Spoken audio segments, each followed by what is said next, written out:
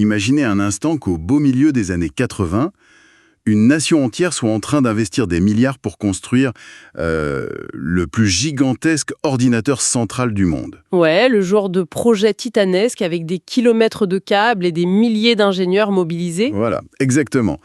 Et soudainement, en plein milieu du chantier, le gouvernement réalise que l'avenir, ce n'est pas du tout l'ordinateur central.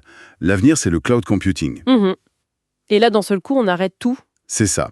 D'un claquement de doigts, on détruit ce qui a été fait, on réoriente instantanément toute l'économie du pays, toutes les usines, tout ça, pour changer totalement de modèle. Eh bien, c'est très exactement ce qui est en train de se passer, en ce moment même là, sous nos yeux ce lundi 30 mars 2026.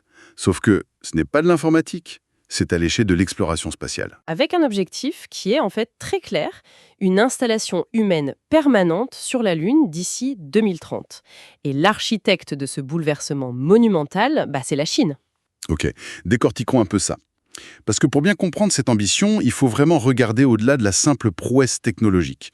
Pour notre exploration du jour, on s'appuie sur une analyse ultra détaillée issue du Journal de l'espace qui décortique toute leur stratégie. Oui, et la mission de notre analyse aujourd'hui, pour tous les esprits curieux qui nous écoutent, c'est de comprendre non seulement comment ils comptent s'installer là-haut, mais surtout en quoi leur méthode, redessine complètement l'ordre spatial mondial. C'est clair. On n'est plus du tout dans la simple démonstration de force de la guerre froide là. Absolument pas. On est face à une véritable feuille de route industrielle. Et le point de départ incontournable pour aller sur la Lune, c'est la puissance brute. Il faut d'abord pouvoir s'arracher à l'attraction terrestre. Et pour ça, ils ont ce qu'on appelle un lanceur super lourd. Le monstre mécanique en question, c'est la fusée Longue Marche 9. Pour que notre audience visualise un peu l'échelle du truc, on parle d'un engin équivalent à un immeuble de 30 étages. Ouais, c'est massif. C'est gigantesque. La masse approche celle de 300 autobus empilés les uns sur les autres. Et la poussée au décollage, elle est estimée à environ 6000 tonnes. Ce qui correspond, si on veut faire une comparaison, à l'énergie dégagée par genre 400 avions Rafale qui pousseraient tous en même temps vers le ciel. 400 rafales, ouais, c'est complètement fou. Avec ça, l'objectif initial, c'était de pouvoir placer 140 tonnes en orbite basse ou d'envoyer 50 tonnes directement vers la Lune. Sauf que, et c'est là que l'histoire prend ce fameux tournant radical dont tu parlais avec ton analogie sur les ordinateurs, Ah oui, le gros pivot. voilà. Alors que le développement de ce lanceur classique, qui était censé être jetable, était déjà très avancé, ils ont tout stoppé. Tout arrêté pour en faire une copie réutilisable du Starship de SpaceX. Attends, ils ont jeté des années de recherche à la poubelle? En grande partie, oui. Ce qui est fascinant ici, c'est que ce pivot technologique implique de revoir absolument toute l'ingénierie. Passer d'une fusée jetable à une fusée entièrement réutilisable, ça ne consiste pas juste à coller des trains d'atterrissage sur le côté, tu vois. J'imagine bien, ouais. Il faut tout changer à l'intérieur. Exactement, il faut repenser toute la motorisation. Les fusées traditionnelles utilisent souvent un mélange de kérosène et d'oxygène liquide. Le problème, c'est que ça génère énormément de suie, ça encrasse les moteurs. Et pour du réutilisable, c'est un cauchemar, non? On ne peut pas passer des mois à nettoyer les moteurs entre deux vols. C'est tout à fait ça. Donc, pour du réutilisable, il faut passer au métal liquide. Ça brûle beaucoup plus proprement et ça permet au moteur de revoler très rapidement. En plus de ça, il faut intégrer de nouveaux boucliers thermiques pour résister à de multiples rentrées dans l'atmosphère. Sans parler du logiciel, je suppose. Faire atterrir un truc pareil, ça demande des calculs de dingue. Oui, il faut développer des algorithmes de vol capables de faire revenir un engin de la taille d'un gratte-ciel pour se poser en douceur sur une cible précise. C'est un défi inouï. Mais là où je bloque un peu, c'est sur le calendrier. On est en 2026, leur objectif c'est 2030, c'est dans 4 ans. Changer de carburant, d'architecture, d'alliage métallique en cours de route, ça ressemble à un pari industriel complètement suicidaire. Sur le papier, dans un cadre occidental classique, oui, ça le serait. Mais c'est là qu'intervient l'avantage structurel de la Chine pour ce type de méga-projet. C'est-à-dire? Eh bien, il y a une stabilité politique absolue. Ça, c'est couplé à un budget annuel colossal qui, selon les estimations, dépasse très largement les 10 milliards de dollars annoncés officiellement. Et surtout, toute l'industrie spatiale est sous l'autorité directe de l'armée et du parti. Donc pas de débats interminables au Parlement. Exactement. Le cycle de décision est ultra court. Si le sommet de l'État décide que l'avenir, c'est la réutilisabilité pour faire chuter les coûts, pouf, toute l'industrie publique et le secteur privé sont réalignés instantanément. Alors que, si on compare, dans la plupart des démocraties, un pivot pareil prendrait des années de négociations budgétaires. Il faudrait réviser des contrats, avec des dizaines de sous-traitants répartis un peu partout, le tout au rythme des élections. C'est ça. Eux, ils s'affranchissent totalement de cette inertie. D'accord. Donc grâce à cette structure, ils construisent ce fameux taxi géant à une vitesse grand V. Mais en fait, avoir la fusée, ce n'est que la moitié de l'équation. Le voyage vers la Lune prend plusieurs jours, le vide spatial ne pardonne rien du tout. Non, aucune erreur n'est permise. On ne s'improvise pas astronaute lunaire. Il faut s'entraîner, tester le matériel et surtout maintenir des humains en vie dans un environnement mortel. Et c'est là que la station spatiale Tiangong entre en jeu, le fameux palais céleste. Tout à fait. Et tu sais, il y a souvent une tendance à percevoir cette station, qui fait à peu près la taille de l'ancienne station Mir, comme un simple outil de propagande ou un symbole de prestige. C'est vrai qu'on la voit souvent présentée comme ça dans les médias. Mais c'est une grosse erreur d'analyse. Dans leur méthode, Tiangong, c'est un banc d'essai vital. C'est un véritable laboratoire de survie en milieu hostile stricto sensu. Tout fonctionne par bloc logique imbriqué. Un peu comme le programme robotique Chang'e qui est venu avant en fait. Ils ne font rien au hasard.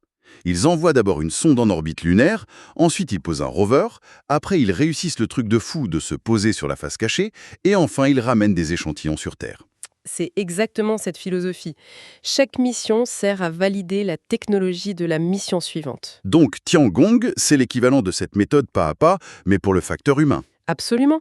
Maintenir un équipage en vie, ça demande des systèmes de support de vie en boucle fermée qui sont extrêmement complexes. Comment tu recycles la sueur, l'humidité de la respiration et même l'urine pour en faire de l'eau potable. C'est pas très appétissant, mais c'est indispensable dans l'espace. Voilà. Et comment tu extrais le dioxyde de carbone de l'air ambiant pour régénérer de l'oxygène, et ce, sur de très longues périodes, sans dépendre de vaisseaux de ravitaillement qui viennent de la Terre. C'est de la chimie de haute précision qui ne doit jamais, au grand jamais, tomber en panne. C'est là que ça devient vraiment intéressant, parce que ça va bien au-delà de la simple chimie de l'air. Quand on regarde l'entraînement de leurs taïkonautes, Ouais, il est réputé pour être d'une intensité assez rare. c'est ça. Entre la centrifugeuse, les simulations interminables en piscine, l'isolement. Mais ce qui ressort le plus dans les sources, c'est leur obsession absolue pour les sorties extravéhiculaires et les procédures d'amarrage automatique. En quoi cet apprentissage spécifique en orbite basse réduit-il les risques d'une future mission lunaire? Eh bien, pour les sorties extravéhiculaires, c'est purement une question de survie et de contingence. Imagine devoir réparer un composant vital à l'extérieur de la station, Dans le vide, avec un énorme scaphandre pressurisé, qui limite considérablement tous tes mouvements, oui. C'est l'une des activités les plus dangereuses possibles. Ça exige une mémoire musculaire qui ne s'acquiert que par la répétition inlassable en conditions réelles. et pour l'amarrage automatique, L'amarrage, c'est de la physique pure. Ce n'est pas juste s'approcher doucement comme on se gare en créneau. Il s'agit de synchroniser deux masses de plusieurs dizaines de tonnes qui foncent à 28 000 km/h, avec une tolérance d'erreur de seulement quelques centimètres.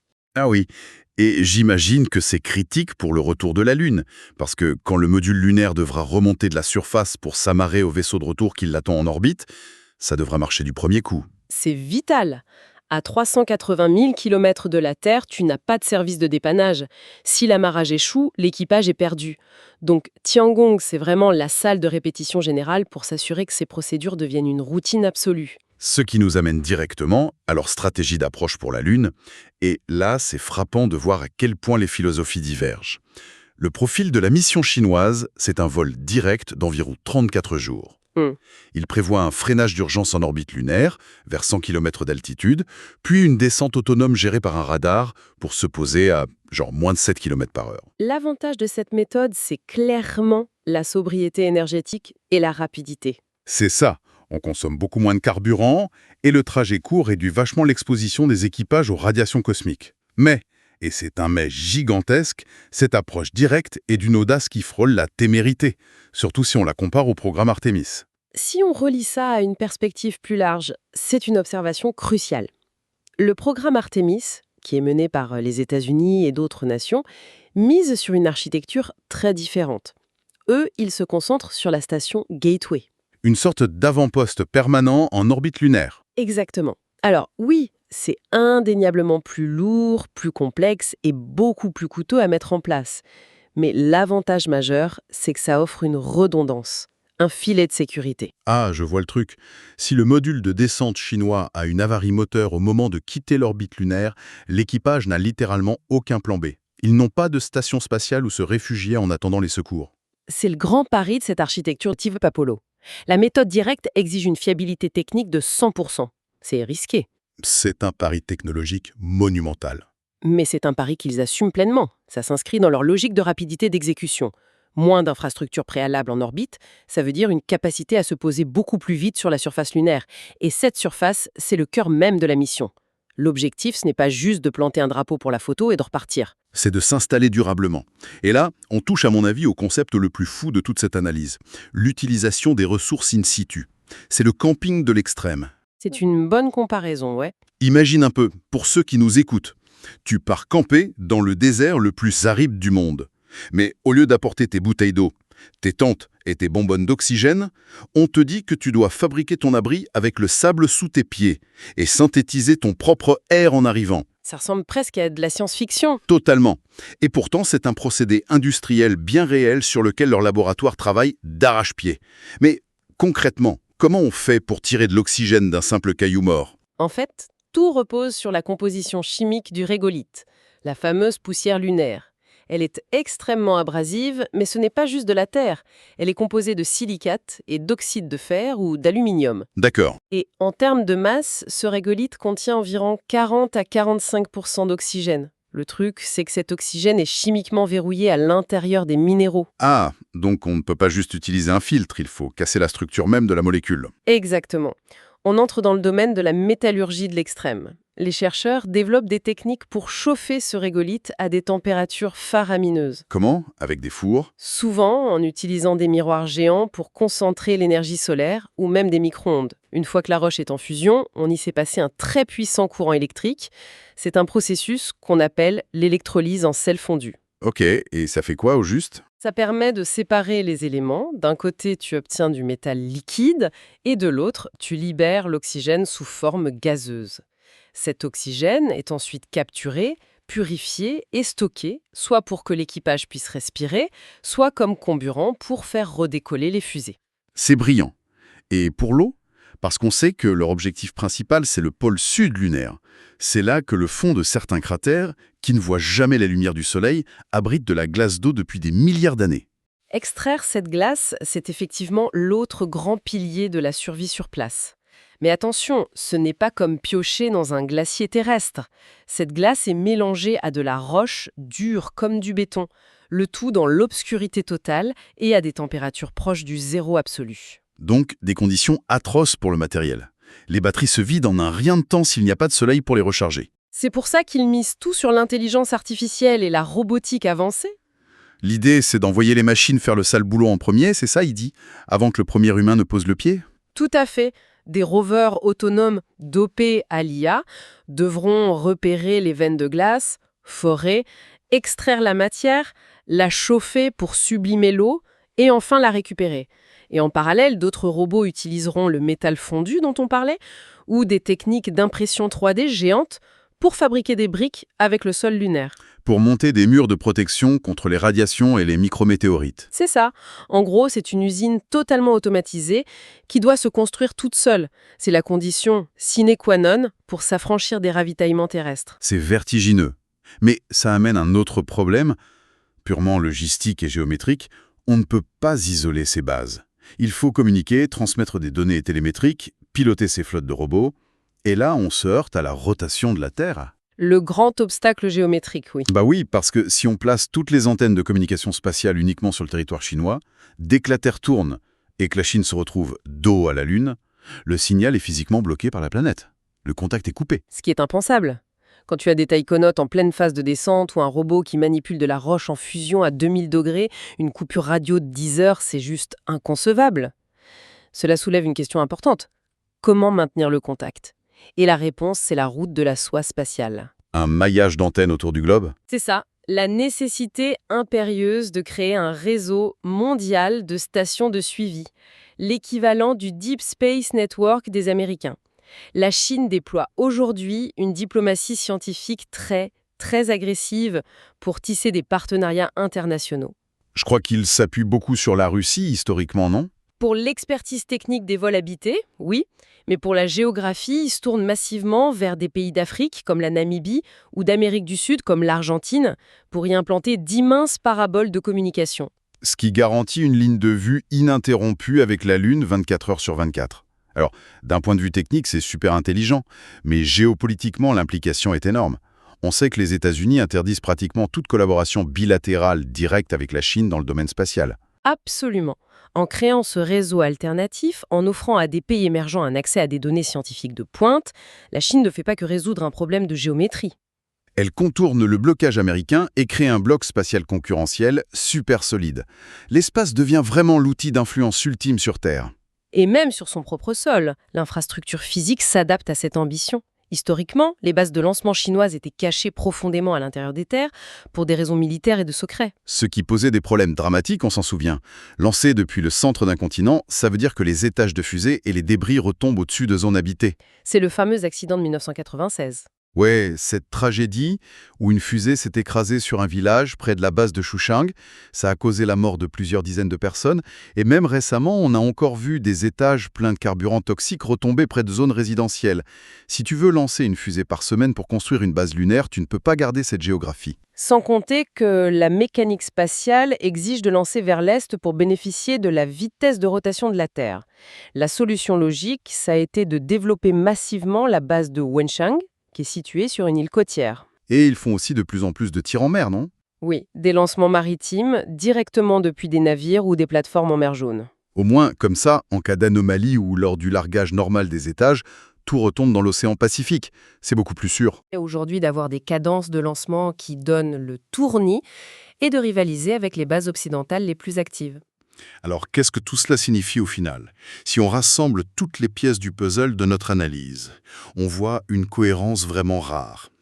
Le budget massif et le pouvoir centralisé permettent le pivot risqué vers la longue marche neuve. L'expérience accumulée méthodiquement avec Tiangong valide les technologies de survie. L'intelligence artificielle et la robotique rendent l'exploitation des ressources lunaires possible. Et cette fameuse route de la soie spatiale garantit des communications sans faille. En fait, tout converge vers cette date fatidique de 2030. C'est une démonstration de force et d'ingénierie qui est tout simplement stupéfiante. Vraiment. Mais paradoxalement, voir une telle mécanique se mettre en place avec autant de précision, ça m'amène une réflexion finale pour notre audience. Quelque chose qui dépasse la simple ingénierie. Je t'écoute. Imaginons que, dans quelques années, tout ça fonctionne parfaitement.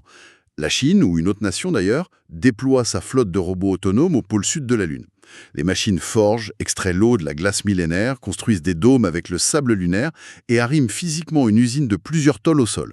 À la seconde même où la première goutte d'eau est purifiée pour servir de carburant, que devient le droit international? Ah oui, le fameux traité de l'espace. Exactement. Le traité de l'espace de 1967 dit très clairement qu'aucune nation ne peut s'approprier la Lune ou l'espace extra-atmosphérique.